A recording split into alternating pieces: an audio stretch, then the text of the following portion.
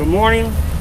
We're here in the town of Miami Lakes, Veterans Committee, 9/11 remembrance for all of our fallen heroes that we lost and members of the community that we lost on that day.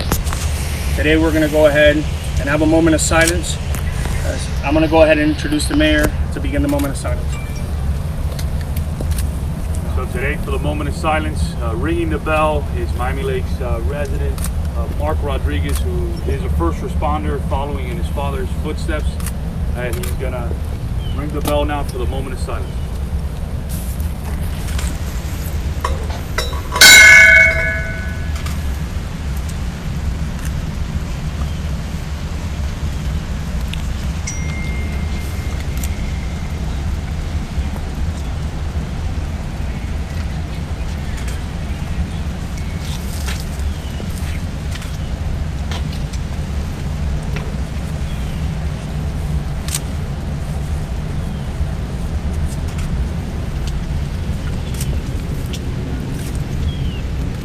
On a day like today, 19 years ago, I'm going to go ahead and quote our president, George W. Bush.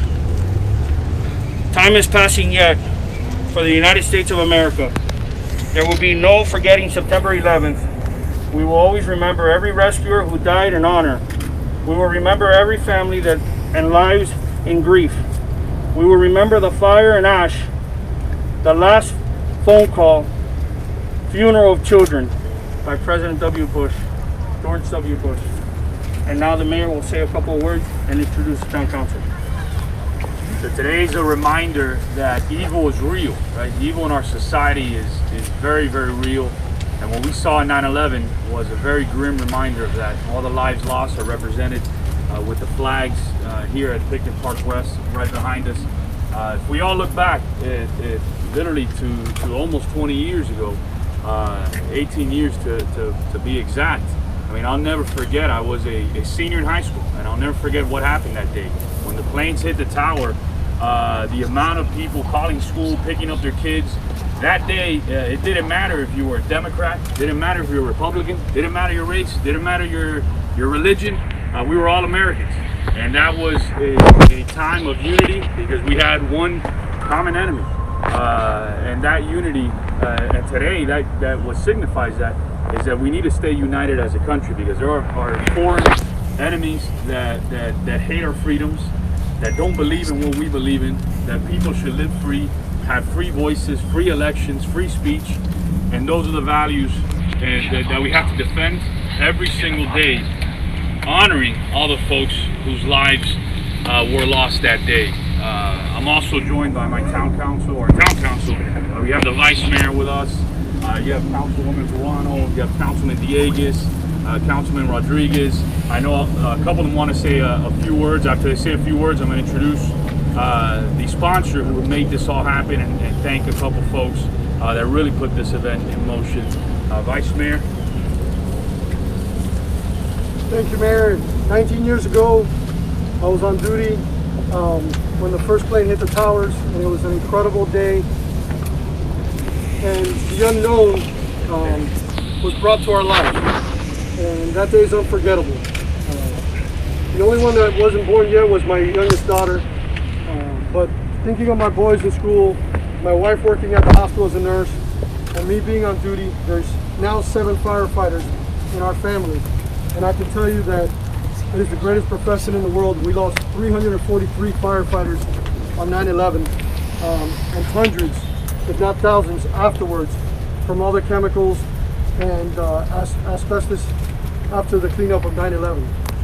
I ask you to keep all the firefighters and all the police officers, the 56 police officers that were lost in the line of duty on 9/11, including those that died after because of cancer and all the other chemicals that they received cleaning up the 9/11 rubble. Those people should never be forgotten. The civilians that died, the people on the airplanes, should never be forgotten. And as a firefighter, we wear 343 proudly to remember those firefighters on 9/11, but that number is a lot larger than that of all the firefighters that have died throughout the years of 9/11. And like the mayor said, today's a day of unity. Today is a day to remember, and we will never forget. what happened on 9/11. Thank you, Mayor.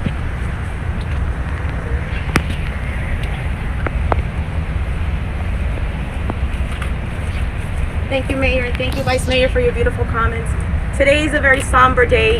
I remember 19 years ago, I was becoming a new mother, and the fear that I felt knowing that I was bringing my child into a world that would be completely different than the one that we knew was overwhelming. On a day like today, we remember those that we lost, their first responders, but also as part of this remembrance, I want to remember the many, many service members that we lost in the war that ensued because of today, because of 9/11. Brave boys and girls that were very, very young, that walked into recruiting offices and dedicated their lives to keeping us safe, knowing that it was a different world that we would be living in. Please remember those brave soldiers that gave their lives for us. And as the mayor said, united we stand. We must never forget that. Good morning.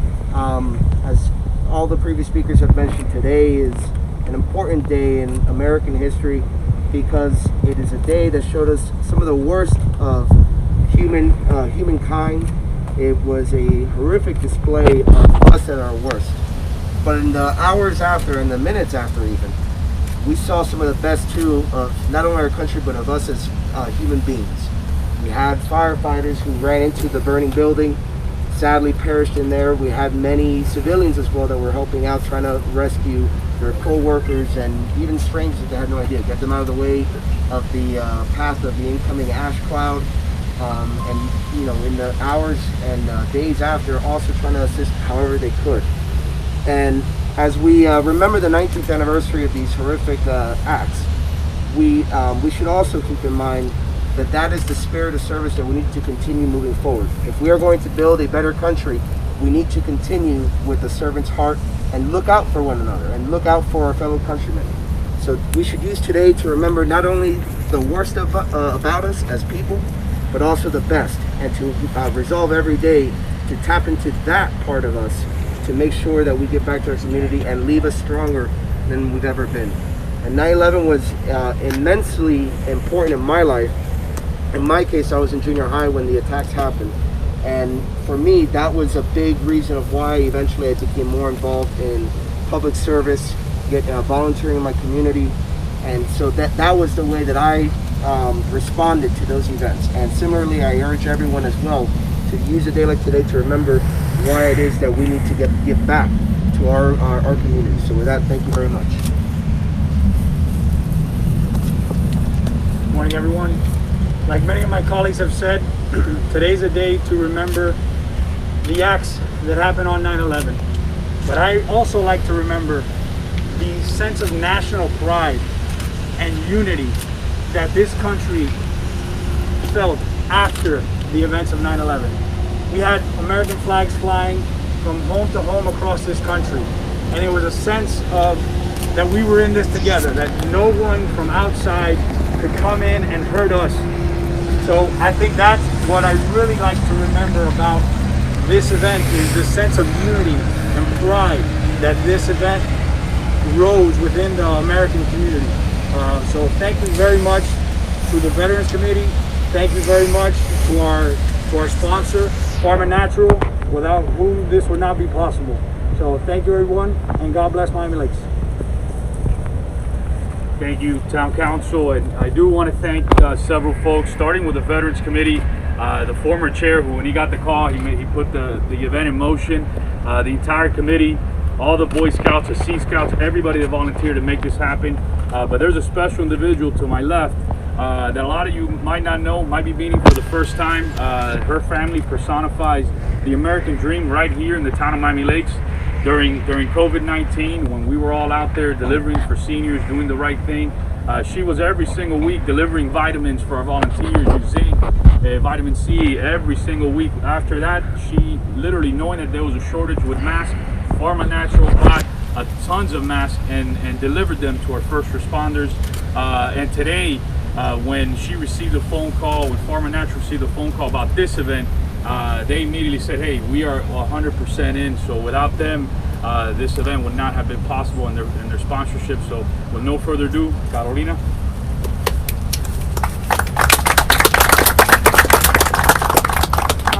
was asked to support this cause, I jumped immediately and I was humbled and just honored, right? Because 19 years ago, what happened to America was hard. We were just about to get married today. My kids joined us and my husband, and I didn't want to. There's so much hate and so many states and cities being destroyed. I wanted to take part of something building our patriotism, right? Today, our country designated 9/11 as Patriot Day. A patriot is someone that loves and defends his country. Today, we have one of the truest patriots, our veterans, everyone that defends, police officers, firefighters, and I want to thank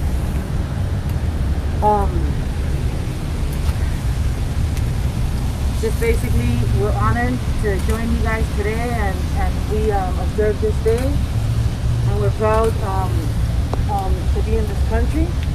And I just want God to continue to bless America, bless the town of Miami Lakes, and thank you all. I want to introduce Jerry from the American Legion. At this time, we will have our invocation by Reverend Stuart Bowden.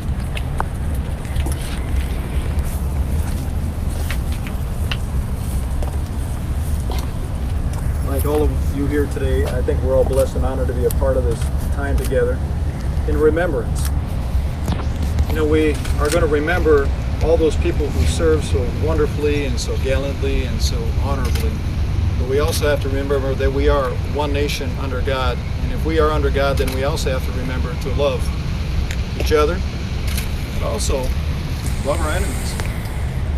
And as part of our remembrance, what do we do with our remembrance? We have to continue to be a people that reaches out to places that are uncomfortable for us, to go into situations that are pressing and difficult, because that's what it means to be America. It's not to stand idly by while nations crumble and the world suffers, and for that we pay a price. But for that price, we have the blessing of being the greatest nation. We have to continue to honor that by loving everybody. Let's pray together. Holy Father, we are thankful for this day. We're thankful for the rain that you blessed us with, and we also thank you for the sun that's shining down upon us. We're thanking you for the efforts of all those people who came together today to make this day a special day of remembrance, and a day that we can turn to each other and embrace each other with the knowledge that we are, yes, Americans, but first and foremost, we are under you. And when we are under you, God, we need to reach out into the hearts of people who are struggling in our own community and beyond. We thank you for the flag that unites us. We also thank you for your Son that unites us in a different way, a much more profound and deeper way. And God, I thank you for the leadership that has been provided here today, for the mayor and the town council and the first responders that have been a part of our community doing their job day in and day out. For all the volunteers, God, I'm thankful, and we're all thankful for the blessings they bring upon our other citizens and town members.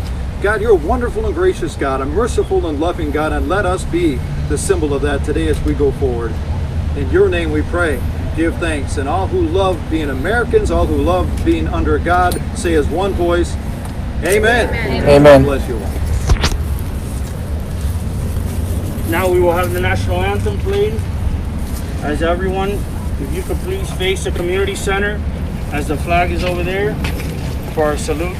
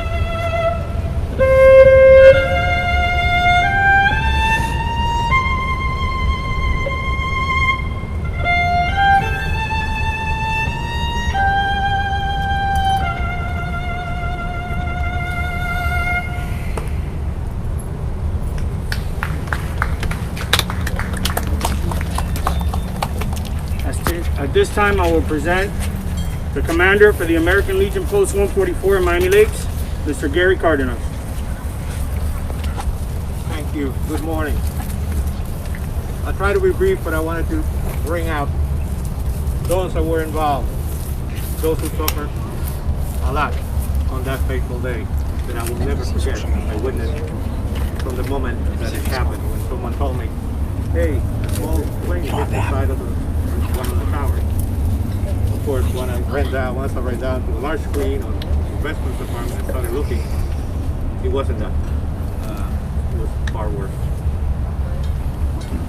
20 years ago today, the attack on the World Trade Center, first in shock and disbelief, and soon after in grief, and then with a complete purpose. That purpose, while easily forgotten at a time of relative peace, was fresh in the minds of Americans in the days and weeks following 9/11. If you don't mind, so I can amplify. As President George Bush said on October 8, 2001, address to our nation, quote, since 9/11, an entire generation of young Americans have gained an understanding of the value of freedom and its cost in duty and in sacrifice. Today, as we reflect on that date, I would like to share with you first-hand experience of a policeman who survived that day, who thought that that would be his last day. He was one of 415 first responders who perished on that day. And as we all know, they're not the only ones. There were thousands since 2008, I think, who've been declared, and that even the neighbors around the World Trade Center, about 1,500 of us, were diagnosed with cancer following the 9/11. On the morning of 9/11, Will Jimenez said he got up, and like every day he got ready for work.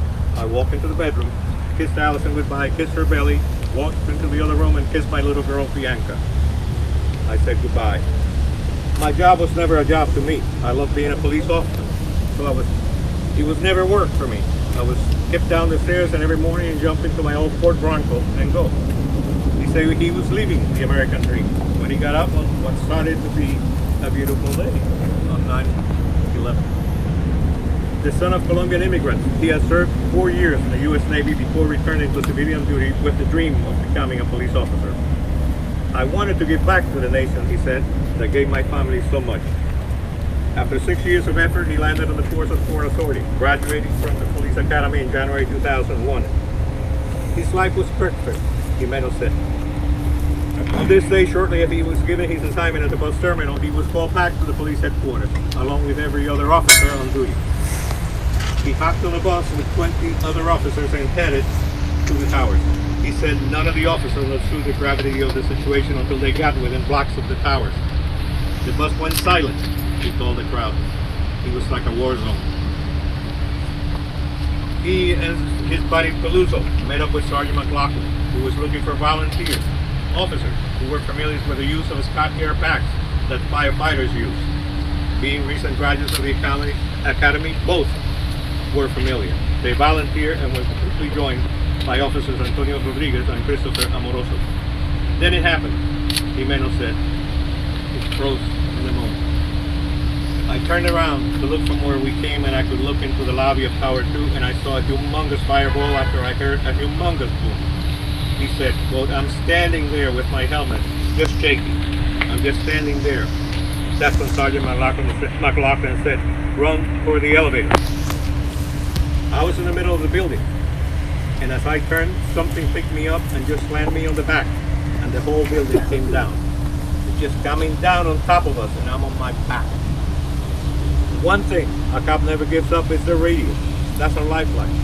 So I go for my radio and I'm yelling 813, which is our code for officer down.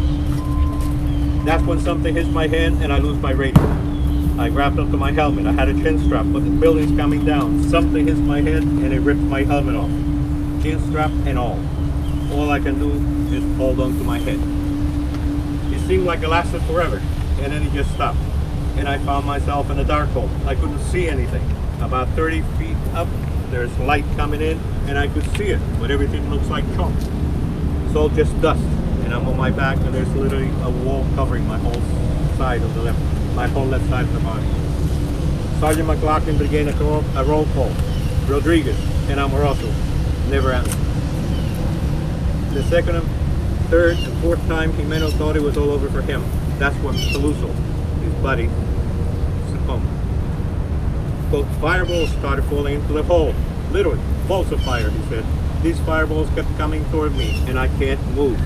I knew they were burning my arm, and I knew if they caught my uniform, I'd burn alive. I just kept yelling, "Sarge, I'm going to burn," he said. Keep focused. Somehow, they put themselves out. The battle to survive was just starting, and Jimeno admitted he sometimes did not feel like it was worth fighting.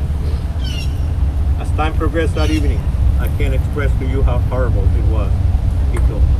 3 things my mother instilled in me is having faith, hope, and love. But at that point, I thought it was all over for me. I made peace with my God. I said, God, thank you for 33 great years. Thank you for 4 great years with my little girl, Bianca, and for my beautiful wife, Alice. I said, Lord, if I'm going to die today, at least I die trying to do the right thing and helping get home. And I closed my eyes. I'm sorry. What happened next was a moment we all hoped for. I had a dream or a vision, whatever you want to call it, Jimeno said. I see a man coming toward me with a white, glowing robe, no face, brown hair. Over his left shoulder is a pond with beautiful trees. And over his right shoulder, there is an endless sea of grass, and a peace came over me. I asked God for 2 things. One is to somehow let me be there for the birth of my little girl. I knew I wasn't going to make it, but I like to be there somehow, looking down to see my wife get birth. And the second thing is that I wanted a glass of water because I was so thirsty. I closed my eyes, I was ready to go. But when I saw that vision, this figure is coming to me, and what do I see? He's got a bottle of water in his hand. Then Jimeno said, changed everything. I woke up with a fight in my heart, he said. I wasn't going to give up at that point. I made a decision. If I would have died, I would have given up. I would have given up on my sergeant because somebody would hear him. I would have given up on my family because I didn't fight hard enough to get home. I would have given up on my country. Most of all, I would have given up on myself. At that point, I said, I'm going to die today. It is on my terms. And we fought for a lot of hours. Jimeno asked one question at a speaking engagement. Where does courage come from? I always want everyone to remember. Courage comes from overcoming your fears. There's not a person here, whether it's a police officer or a firefighter, an EMT, or your parents that haven't felt fear in their life, and how you become courageous is by overcoming those fears. Jimeno said he tried to do that on 9/11. I have to tell you, as we're running towards those buildings, I'm scared. He said, I had a lot of fear in my heart because as we're running toward the buildings, there's nothing but debris, parts of the plane, patches of concrete, and unfortunately, remains of human beings. Jimeno said there were a lot of love, a lot of heroes that day. I'll tell you what I saw on 9/11, he said. I saw a lot of love. Total strangers were helping each other. And I thought to myself, if these civilians can be this brave, us in uniform have to be 3 notches above them. I saw a lot of love that day. The terrorists didn't expect the people in those buildings to stand up and help each other. And that's what we were doing. No matter how bad it was, we were helping each other. Jimeno's heroes came that evening. 2 Marines, Dave Carnes and Jason Thomas, heard Jimeno and McLaughlin under the rubble. Those 2 and many others worked hours to get them out. When he reached the surface, Jimeno finally let out his emotions. Quote, that's the first time I cried that night, he said. I didn't cry when the guys died. I didn't cry for my pain and all the horrors down there. I cried when I asked, where is everything? A firefighter looked at me and said, it's all gone, kid. He cried again when he reached the hospital. I asked, where's everybody? They said, you are it. there are no more survivors right now. He said, that really broke my heart. Jimeno doesn't give us talks on 9/11. He said that's a day for reflection. And that is our here today. He said he just spends his life on that day with his family and to appreciate what we should appreciate every day, life. That message needs to be spread, he said.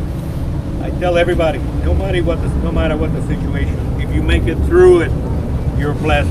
Jimeno said, there's so many other people who don't have the opportunity to keep going. What's important about this story is that I'm here to show you, to tell you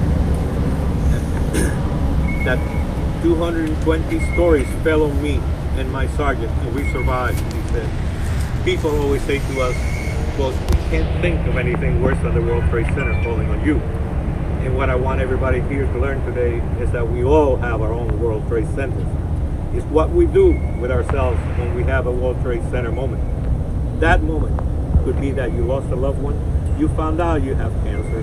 It could be as big to you as overcoming a pest. If you believe in yourself, if you have that hope and you have that love and that fight, you will overcome things. Jimeno hopes this message will resonate for years to come. He was speaking in front of his students and he said, you guys are our future, he told the students. That's why I'm honored to be here with you. I'm getting to talk to you, my heroes, the people who are going to lead our nation, lead our world. Don't ever forget that. Pointing to one of the steel beams that was standing at the place where he was speaking from the World Trade Center, he told, remember what this symbolizes. It symbolizes bravery, it symbolizes courage, and it symbolizes that evil will never triumph. Thanks.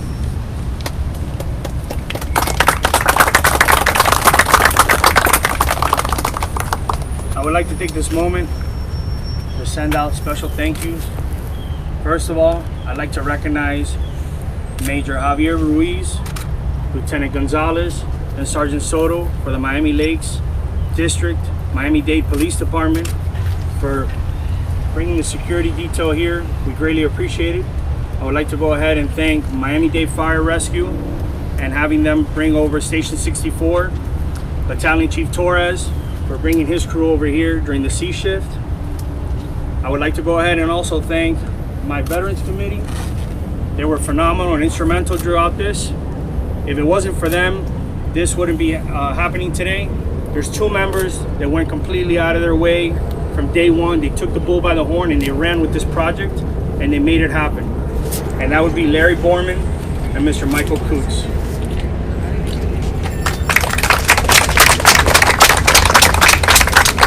At this time, right before I go ahead and bring up a special person, I would like to thank the mayor and the council. The mayor and the council went ahead and approved this to make this happen for not only the citizens of Miami Lakes and the residents of Miami Lakes, but the residents all over. That's why we're going live today. I would like to go ahead and bring up our former chair for the Veterans Committee, Mr. Naib Hassan, which made this happen. He ran with it while he was chair, and he's not chair any longer, but he will go ahead and have a few words. Thank you.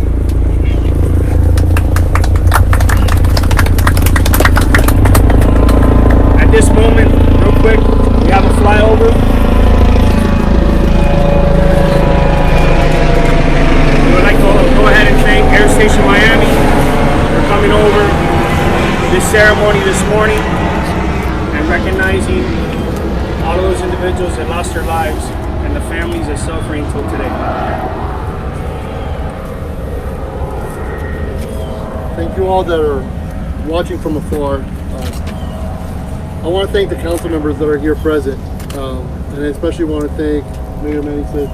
On a late Saturday night, Mayor Sid reached out to me, and he asked me, hey, can you please reach out to Miss Carolina Ferrero from Former Natural? She wants to do a project in the town, and he sent me a quick picture of it. We presented the idea, presented to the Veterans Committee, and it was at that point that this became a project that we knew that we wanted to run with. And thank you, Ms. Ferrero. Thank you for bringing your company on board and allowing us to remember 9/11 the way that we're remembering it here today. Almost 3,000 individuals were lost that day. But we weren't divided as a country. We stood united.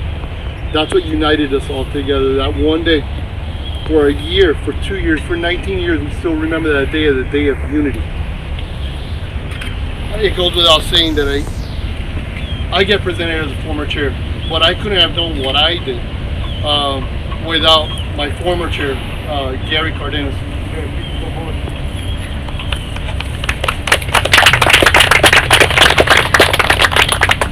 Gary's a true leader. Gary served as a mentor. Gary served as an individual that I can bounce ideas off. And for those of you that don't know, and I know it's been said a couple of times here today, he is the commander of the American Legion. Without his connections, many of the things that we did as Veterans Committee couldn't have come to fruition. I thank you all for watching. I thank you all for being here. God bless Miami Lakes, and God bless America. Thank you.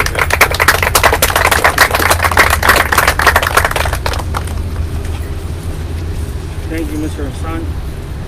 Once again, thank you everyone that attended. Thank you all those that are called out, special guests. Thank you, Carolina. Once again, if it wasn't for you, this wouldn't happen. It looks beautiful. And with that said, thank you. Have a great day. God bless America.